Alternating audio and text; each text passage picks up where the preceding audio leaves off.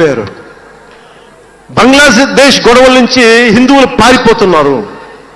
మన దేశంలో జరిగిందా? ఎంత మర్యాద ఇస్తాం ఇస్లాంకి? నా దగ్గర ఉండే వ్యక్తులను అడగండి, ఇస్లాం పాటించే నా దగ్గర ఉండే నా సన్నిహితులను అడగండి. ఇది పవన్ కళ్యాణ్ గొప్పతనం కాదు, సనాతన ధర్మం నాకు నేర్పింది ఇది. నువ్వు రాముణ్ణి ఆరాధించు, అల్లాని గౌరవించు, అల్లాని ద్వేషించమని మాకు సనాతన ధర్మం చెప్పలా.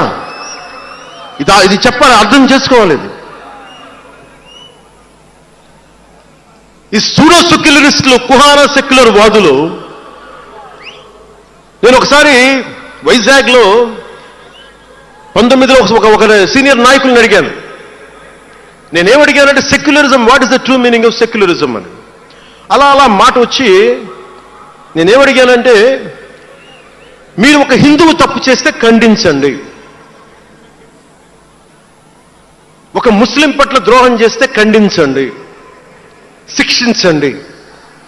అలాగే ఒక ముస్లిం ఒక హిందువుల్ని ద్వేషించినా దాడి చేసినా శిక్షించండి, ఇద్దరికి శిక్ష ఒకటే.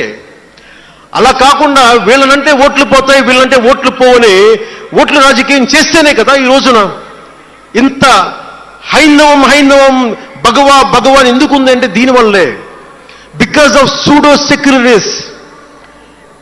ఈ రోజున ఇది జరుగుతుందంటే because of you pseudo secularists, because of you.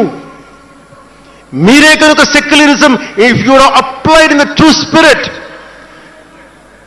there would have no need for the changes what are there today. మీరు చేసే తప్పులు ఆ రోజు నేను అడిగా. ఓల్డ్ సిటీలో, పతబస్తీ హైదరాబాద్లో మీరు 15 నిమిషాలు మీరు కళ్ళు మూసుకోండి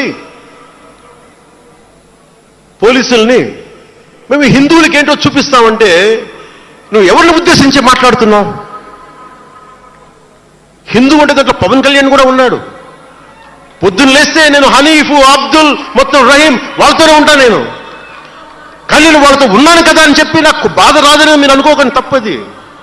ఓ గలతే భయ్యా, తప్పది. వస్తుంది బాధ.